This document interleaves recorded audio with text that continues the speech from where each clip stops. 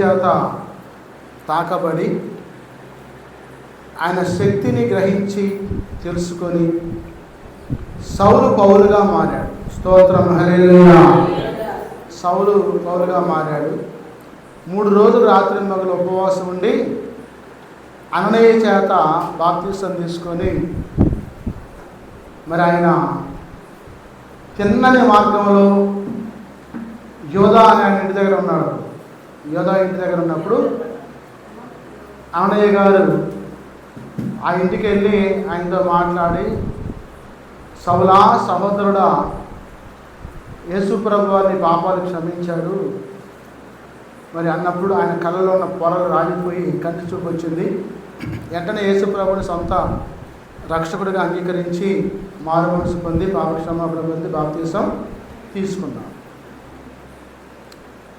అది సౌలు గారు పౌలుగా మార్చబడటం కోసం దేవుని శక్తి తెలుసుకున్నాడు. ఇప్పుడు గ్రహించడం తెలుసుకోవడం అంటే ఒకరిని అడిగి తెలుసుకుంటాం, లేకపోతే మనం కొంతగా తెలుసుకుంటాం. గ్రహించడం అంటే ఏంటి? అసలు నీకు గ్రహింపు ఉందా? నీకు గ్రహింపు ఉందా? అర్థమవుతుందా నీకేమన్నా? అసలు నీకు గ్రహింపు ఉందా? బుర్రాన్ని గ్రహిస్తుందా? ఆలకిస్తున్నావా? ఎంతన్నావా? అర్థమవుతుందా అని అంటాం. జ్ఞాపక శక్తితోటి గ్రహించడం, మైండ్తో గ్రహించడం. ఇక్కడ ప్రవక్తల శిష్యులు ఎలీషా వద్దకు వచ్చి మాట్లాడుతున్నారు. 2వ రాజులు 311వ పేజీ 6వ అధ్యాయము 17వ వచనం చూడండి. 6:17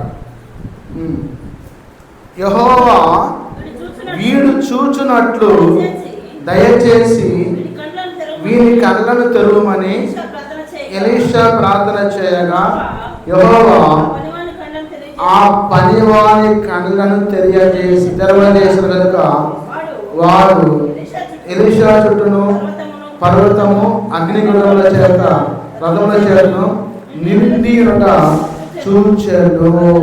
చూసారా? ఎలీషా యొక్క శిష్యుడు గెహజీ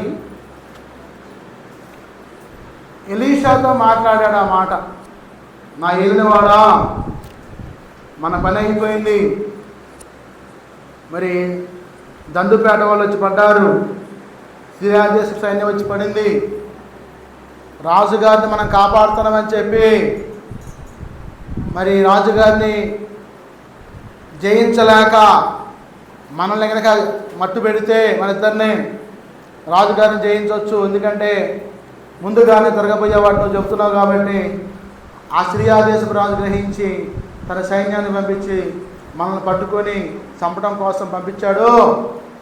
చూడు, గుర్రాలు రథాలు వచ్చి పర్వతం చుట్టూ దోతాను ప్రాంతం చుట్టూ నిలబడి ఉన్నాయి, మన పని అయిపోయిందని చెప్పాడు. చెబితే ఎలీషా గారు అంటాడు, ఆయన ప్రార్థన చేసి, భయపడబాకు, మన పక్షాన ఉన్నవాడు వారికంటే అధికులై ఉన్నారని చెప్పాడు.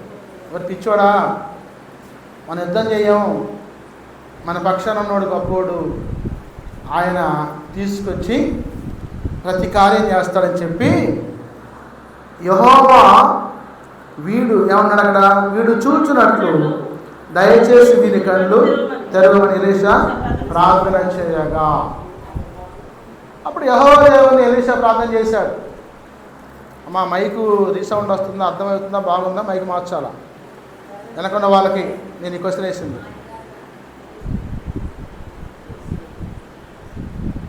అయితే బార్ వైర్ ఇచ్చేసేయండి, బార్ వైర్ మైక్ ఇచ్చేయండి.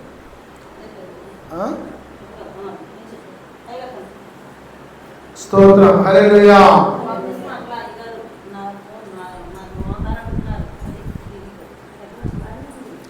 అమ్మగారు చుట్టేసుకుని వచ్చావా? అదే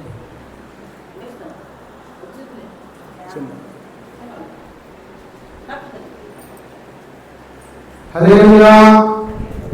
హల్లెలూయా, హల్లెలూయా, హల్లెలూయా. ఏమైకి బాగుంది? ఎడమా కుడిమా? ఎడమే బాగుందా? సరే, ఇక్కడ చూడండి, యెహోవా దేవుడు ఎలీషా పనివాని యొక్క కళ్ళు తెరిచాడు. ఎలీషా చుట్టూను పర్వతము అగ్ని గుర్రముల చేత రథముల చేత నిండి ఉన్నట చూచెను. ఆ దండువారు అతన్ని సమీపించినప్పుడు ఎలీషా, ఈ జనులకు అంధత్వముతో మొత్తుమని యెహోవాని వేడుకొనగా ఆయన ఎలీషా చేసిన ప్రార్థన చొప్పున వారిని అంధత్వముతో మొత్తేను. ఇక్కడ ఎలీషా గారు 2 ప్రార్థనలు చేశాడు. ఒకటి, తన శిష్యుని యొక్క కళ్ళు తెరవమని చెప్పి ప్రార్థన చేశాడు. చేస్తే వాని కళ్ళు తెరిస్తే ముందేమో సిరియా దేశపు సైన్యం ఉంది ఆ పర్వతం చుట్టూ, వెనకమాల అగ్నిరథాలు అగ్నిగుర్రాలు ఉంచుకొని బాగా మండుతూ ఉన్నాయి. అది ఒక యెహోవా ద్వారా చేసిన ప్రార్థన. రెండవది, సిరియా దేశం యొక్క సైన్యాన్ని వాళ్ళు కళ్ళు అందులైనట్టుగా, కళ్ళు పోగొట్టినట్టుగా ప్రార్థన చేస్తే అందరూ గుడ్డోళ్ళు అయిపోయారు.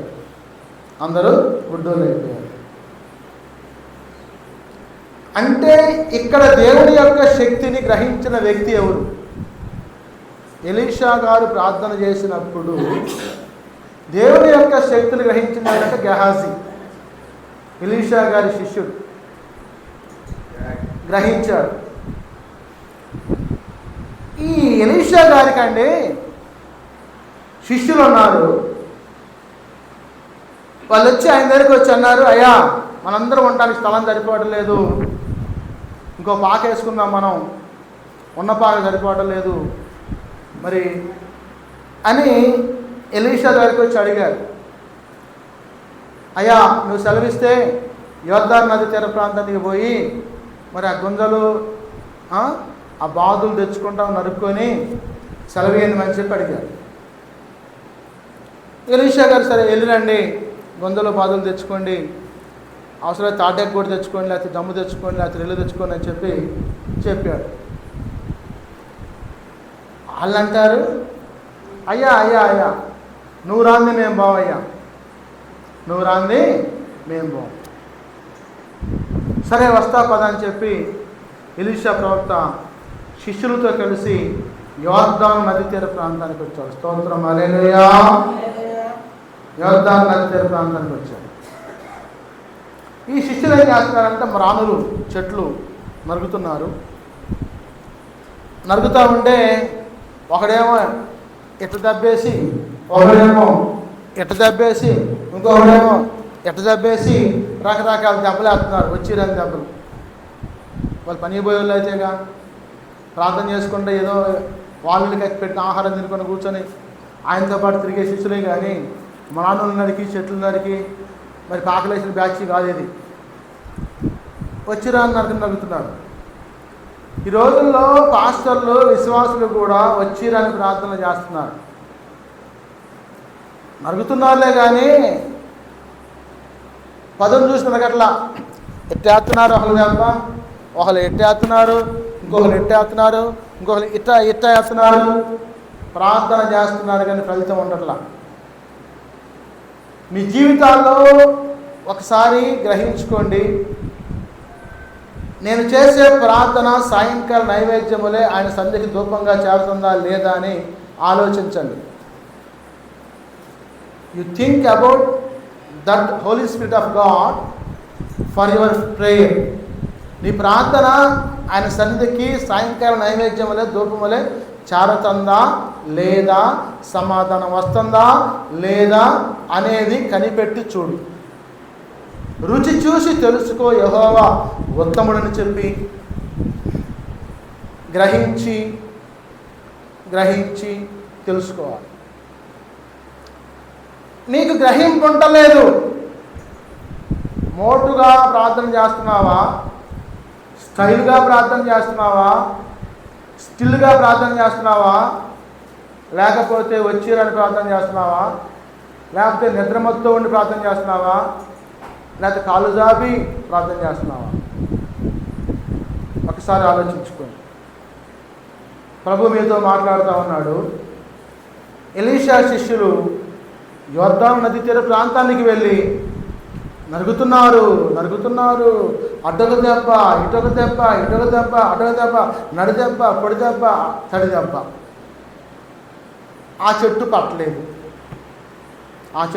పట్టలేదు. ఎందుకని నీ యొక్క ప్రార్థనా జీవితానికి ఫలితం రావటం లేదు? సాతాను శక్తి ఎందుకు పడిపోవటం లేదు? నీ ప్రార్థన చాలటం లేదా? నీ కుటుంబ ప్రార్థన ఉందా? నీ భర్తతో ఏకీభవించి ప్రార్థన చేస్తున్నావా? నీ భర్తతో సమాధానపడి ప్రార్థన చేస్తున్నావా? నీ భర్త నీ ప్రార్థనకి ఏకీభవించి ప్రార్థన చేస్తున్నాడా లేదా? You think about that may. దాని గురించి ఆలోచించు. God said about that through Elisha and disciples. Elisha గురించి, ఆయన శిష్యుల గురించి ఉపమానాన్ని చెబుతూ, వాక్యాన్ని చెబుతూ ఆయన మాట్లాడుతూ ఉన్నాడు. ఈ రాత్రికాల సమయంలో ఎటువంటి పదును లేని దెబ్బలు నువ్వు ప్రార్థనా జీవితంలో ఉన్నావు. పదునుందా లేదా?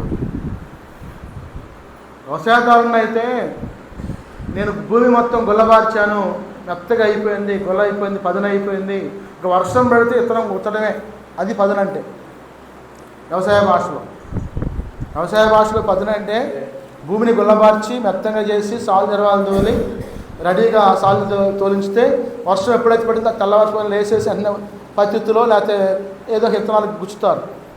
మరి నీ జీవితంలో పదునుందా? యేసుప్రభు నీ మీద వర్షం కురిపించడం కోసం పదునుందా? పదునుగా ఉన్నావా? గుల్లబాడి ఉన్నావా? సిద్ధపడి ఉన్నావా? ఎగిరిపాడుతూ ఉన్నావా? ఆలోచించు. ఆ పదును కలిగిన జీవితాన్ని జీవించు. నాయనా, మా నాన్నలు నరుగుతున్నాం. నేను నరుగుతూ ఉంటే ఒక గొడ్డలి నా యొక్క కర్ర ఊడిపోయి ఆ యోర్దాను నదిలో పడిపోయిందయ్యా. అది అసలే మన గొడ్డలి కాదు, పక్క మంటల దగ్గర నుంచి ఎరువు తెచ్చాను. మరి ఆ గొడ్డలి నేను ఊకినే వాళ్ళు ఇవ్వమంటే నాకు బదులు ఇచ్చారు, తీసుకుపోయి ఇవ్వాలి. మరి ఆ గొడ్డలు అడిగితే నేను ఏం సమాధానం చెప్పాలంటే, ఎలీషా గారు అంటాడు, నీ గొడ్డలి ఎక్కడ పడింది? నీ ప్రార్థన ఎక్కడ చేశావు? నేను సమాధానం ఇస్తాను అని యేసుప్రభు మాట్లాడుతున్నాడు. ఈ మాట, నీ ప్రార్థన ఎక్కడ చేశావు? ఎక్కడ పడింది? ఎక్కడ నువ్వు ప్రార్థన చేస్తే అక్కడ ఎత్తుక్కోవాలి. As you sow so you reap. నువ్వు దేన్ని విత్తుతావో దాన్ని కోస్తావు. మంచి పంట విత్తితే మంచి పంట కోస్తావు, చెడ్డ పంట విత్తితే చెడ్డ పంట కోస్తావు. నువ్వు మంచి దాసురాలుగా చెడ్డ దాసురాలుగా ఆలోచించు. దేవుడు నీతో మాట్లాడుతున్నాడు. ఆ శిష్యుడు వచ్చి చెప్పాడు, అయ్యా అదుగు ఆడ గుండ్రంగా ఎట్ట సుడి తిరుగుతుంది, ఆడబడింది నా గొడ్డలి ఆ నదిలో, ఆ యోర్దాను నదిలో అని చెప్పాడు. ఆయన అన్నాడు, ఎలీషా ఒక చెట్టు కొమ్మ నరుకు అన్నాడు. నరికాడు. తీసుకెళ్ళి ఎక్కడ నువ్వు బారేసావు ఆ గొడ్డలు అక్కడే అన్నాడు. తీసుకెళ్ళి ఆ కొమ్మ అక్కడ వేశాడు. ఆ గొడ్డలంటే అద్భుతంగా తేలుకుంటూ పైకి స్తోత్రం. ఆ ప్రాంతానికి సమాధానం వచ్చింది. యేసుప్రభు వారు సహీ సారం లేని నీ యొక్క జీవితంలో కాస్తంత తెచ్చి ఉప్పేశాడు. ఉప్పేయగానే రుచి వచ్చింది, రుచికరంగా నీ జీవితం మారింది. స్తోత్రం హల్లెలూయా.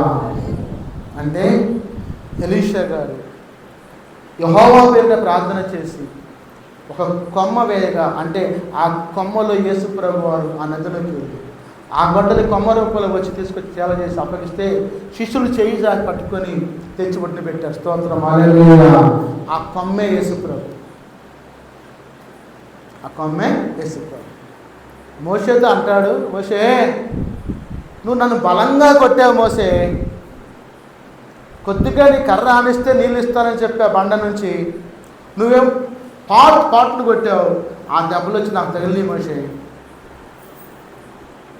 నాకు కోపం వచ్చింది మోషే, కానీ ఈ కానాను యాత్ర ముగిశారు కాబట్టి నేను క్షమిస్తున్నా. కానాను యాత్ర ముగిసిద్దులే కానీ యెహోషువ కాలేబు కానాను దేశంలోకి వెళ్తారు, నువ్వు దూరంగా ఉండి కొండ మీద ఉండి ఆ దేశాన్ని చూస్తావు కానీ దాంట్లో ప్రవేశించు మోసే అని చెప్పారు. ఒక చిన్న తప్పుకి వాగ్దాన దేశాన్ని చెరుకులేకపోయాడు దైవజనమైన మోషే. నేలలో నుంచి తీయబడ్డవాడు, సుందరుడు, రూపసి, పరిశుద్ధుడు, ప్రార్థనాపరుడు, దేవుడి మాటకి లోబడ్డవాడు, దేవుడి ఇల్లంతట్లో నమ్మకమైన వాడు, యేసయ్య మాట అంగీకరించిన వాడు. అటువంటి వాడే చిన్న తప్పిదం చేసి కర్ర తీసుకుని బండ మీద కొడితే దేవుని యొక్క వాగ్దాన భూమిని చేరుకోలేక ఆ పర్వతం మీద చూసి అక్కడే చనిపోయాడు మోషే. ప్రియులారా, నువ్వు ఏ స్థితిలో ఉన్నావు? ఈ రాత్రి దేవుడు నీతో మాట్లాడుతున్నాడు. పదునైన స్థితిలో ఉన్నావా? మొద్దుపోయిన స్థితిలో ఉన్నావా? నరకే స్థితిలో ఉన్నావా? నరకబడని స్థితిలో ఉన్నావా? ఒకవేళ నరికితే నీ ప్రార్థన ఊడిపోయి నదిలో పడిపోతుందా? యేసు ప్రభు వచ్చి నీకు తోడుగా ఉండి నేను లేవనెత్తి, యేసు ప్రభు నీకు తోడయండి లేవనెత్తడం కోసం సిద్ధంగా ఉన్నాడు. ఈ రాత్రి తీర్మానం చేసుకో. స్తోత్రం, హల్లెలూయా. ఎలీషాగా చేసిన యేసయ్య పేరుట అద్భుతం ఇది. ఇక రెండవది, సిరియా దేశపు రాజు ఇశ్రాయేలు యొక్క సైన్యాన్ని మనం ఎందుకు జయించలేకపోతున్నాం? ఏంటి వాళ్ళకున్న తోపేంటి, తొండవేంటి అని చెప్పి అన్నాడు. అయ్యా ఏం లేదు అయ్యా, వాళ్ళు మన సైన్యం కంటే తక్కువే, కానీ వాళ్ళకి యెహోవా దేవుడు తోడై ఉంటున్నాడయ్యా, వాళ్ళ పక్షాన ప్రవక్త ఉన్నాడయ్యా, ఆ ప్రవక్త పేరు ఎలీషా అయ్యా అని చెప్పారు. వరే నాయన, ఇన్ని రోజులు మనకి చెప్పలేక ఎన్నిసార్లు పోయి ఓడిపోయి వస్తారా మీరు అని ఆ సిరియా దేశపు రాజు ముందు వాళ్ళిద్దరిని పట్టుకొని అంటే చంపేద్దామని చెప్పి ఎలీషా కోసం, శిష్యుడి కోసం దోతాను పంపించాడు. దోతాను పంపించాడు. రాత్రేమో దమస్కు మార్గము, ఇదేమో దోతాను మార్గము. దోతాను పంపిస్తే దేవుడు మాట్లాడుతున్నాడు. ఆ వర్తమానం తీసుకుని వచ్చి రాజు చెప్పారు. రాజు గుర్రాలను, రథాలను, సైన్యాన్ని సిద్ధపరిచి ఆ దోతానులో ఉన్న ఎలీషా దగ్గరికి వచ్చి చుట్టూ సైన్యం చుట్టుముట్టింది. ఆ రాత్రే వచ్చి చుట్టుముట్టింది. తెల్లవారుజాను మనవాడు ఎలీషా శిష్యుడైన గెహజీ లేచి కాస్త బయటికి వెళ్ళి కాలకృత్యాలు తీసుకుందని చెప్పి చూస్తే ఇంకేం చూద్దును, చుట్టూ గొప్పలాడిపోతాయి రథాలు, గుర్రాలు, ఏనుగులు, లొట్టపెట్లు మొత్తం కూడా వచ్చి, లొట్టపెట్లు అంటే లొట్టపెట్లు వచ్చి మొత్తం వచ్చి చుట్టూ ఉంది. లొట్టపెట్లు అంటే వంటని లొట్టపెట్ట అంటారు. ఏం పెట్ట? లొట్టపెట్ట. సరే, ఇవన్నీ చూశాడు ఎలీషా శిష్యుడు. ఓ నాయనా, మనకి కీడొచ్చిందయ్యా, ఇంకేముంది, మన పని అయిపోయింది. ఆ సిరియా దేశం రాజు వచ్చి మన పర్వతాన్ని ముట్టాడు, ఇక మనం పట్టకపోయి పంపేస్తారా అని చెప్పంటే, ఒరే బాబు నువ్వు ఆగరా, నువ్వు ఆగు అన్నాడు. ఆగితే ఎలీషా ప్రార్థించి, ప్రభువా నా పనివాని యొక్క కన్నులు తెరవయ్యా అంటే ఆ కన్నులు తెరవబడ్డాయి. స్తోత్రం, హల్లెలూయా. ఈ రాత్రి దేవుడు నీతో మాట్లాడుతున్నాడు. ఒకవేళ నీ కన్నులు మూసుకుని దేవుని శక్తిని చూడలేక అందురాలువై ఉన్నావా, దేవుడు ఇప్పుడు నీ కళ్ళలో ఉన్న పొరల్ని రాల్చునుగాక. ఆమేన్. రాత్రి వాక్యంలో సౌలు యొక్క పొరలు రాలిపోయి పరిశుద్ధాత్మ శక్తిని పొందుకొని బాప్తిసం పొందుకొని యేసుప్రభు యొక్క శిష్యుడిగా మార్చబడ్డాడు. ఈరోజు దోతాను వాక్యంలో ఎలీషా ప్రవక్త యొక్క శిష్యుడు గెహజీ యొక్క కళ్ళు తెరవబడి పొరలు రాలిపోయి యేసయ్య శక్తి తెలుసుకొని బయటికి వెళ్ళి చూస్తే ఉందే ఆ సైన్యం, సిరియా దేశ సైన్యం వెనకమాల అగ్ని రథాలు, అగ్ని గుర్రాలను చూసి వచ్చి అంటాడు, నా ఏలినవాడా, మన దేవుడు గొప్పోడయ్యా, మనల్ని కాపాడటం కోసం ఆయన ఆకాశం నుండి అగ్నిరథాలని, అగ్ని గుర్రాలను పంపించి మన చుట్టూ కంచె వేశాడయ్యా అని చెప్పంటే సైలెంట్గా ఉండమని చెప్పి అన్నాడు. ఎలీషా ప్రార్థన చేసి, యేసయ్యా ఈ సైన్యం, సిరియా దేశ సైన్యం మొత్తం వారు అందులో అయిపోవాలి, గుడ్డివారు అయిపోయి ప్రార్థన చేశారు. ఆ సైన్యం మొత్తానికి కళ్ళుపోయింది. వంటలకి పోయాని, గుర్రాలకి పోయాని, రథాలకి పోయాని, లొట్టపెట్లకి పోయి, అన్నిటికీ పోయింది. ఇక వాళ్ళని ఇజ్రాయేల్ సైన్యంతో కబురు చేశారు. వాళ్ళు వచ్చారు, ఇలా చేస్తే కోటలో ప్రవేశపెట్టండి, సోమరంలో ప్రవేశపెట్టండి. సోమరంలో అందరం తీసుకొని పోయి సోమరాల కోటలోకి తోలారు, దొడ్లో తోలారు. అందరం సిరియా సైన్యాన్ని మొత్తాన్ని దొడ్లోకి తోలారు. తోలి ఇక ఎలీషా శిష్యుడు ఇశ్రాయేలు రాజు గారికి వచ్చి మాట్లాడుతున్నారు. నాయనా, వీళ్ళే నిన్ను బద్దాకు వచ్చి యుద్ధానికి వచ్చి నిన్ను కాలు దువ్వేది అని అన్నాడు. ఆయన అంటాడు, ఈయనని అయ్యా ఏం చేద్దాం అని అడుగుతున్నాడు. అడుగుతూ ఉంటే మరి ఆయన అంటాడు, నాయనా వీరిని కొట్టుదునా అంటున్నాడు. వీరిని కొట్టుదునా 11:21 వచనంలో ఉంటుంది ఈ మాట. 6:21లో ఇశ్రాయేలు వారిని పార చూసి, నాయన వీరిని కొట్టుదునా అని ఎలీషాను అడుగుగాక, నీవు వీరిని కొట్టవద్దు. చూసారా, నీవు వీరిని కొట్టవద్దు. నీ పైన కత్తెత్తి వచ్చినా, గొడ్డలు తెచ్చి వచ్చినా, గేట్లు నరికినా, మన మెట్ల లెండింగ్ నరికినా, కటిక బూతులు తిట్టినా, అమనా బూతులు తిట్టినా, ఆలి బూతులు తిట్టినా వాళ్ళనేమీ అనొద్దు. నోరు మూసుకొని ప్రార్థన చేయి. ఆడ బాంబులు పేల్చి వస్తుంటే ఏంది మా ఊరు వచ్చి పైపెచ్చు, ఏంది మమ్మల్ని కలవచ్చు అని చెప్పి అన్నా కానీ ఏమీ అనొద్దు. వచ్చి కూర్చో, సైలెంట్గా కూర్చో. ఆ ఇల్లే లేదు ఇలా పోయింది. దేవుడు నీతో మాట్లాడుతున్నాడు. నిలబడి చూడు. దేవుడు నీ పక్షాన నిలబడి కార్యం చేసే దేవుడు. ఆయన వ్యాజ్యమడే దేవుడు, విక్రింపబడేవాడు కాదు, అన్యాయస్తుడు కాదు. ఆయన నీ పక్షా నుండి వ్యాజ్యమాడే దేవుడు. స్తోత్రం. అలాగే ఎలీషా గారు అంటున్నాడు, కొట్టవద్దు. పగ తీర్చుట నా పని. నా దాసుని ముట్టిన వాని యొక్క ఎవరైనా సరే వస్తే నా కనుగుడ్డుని ముట్టినట్టే. స్తోత్రం. హల్లెలూయా.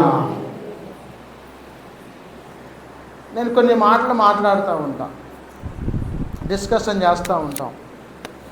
వాళ్ళు అడుగుతూ ఉంటారు, బైబిల్లో మాంసం తినొచ్చా, తినమని ఉందా అని అడిగారు నన్ను.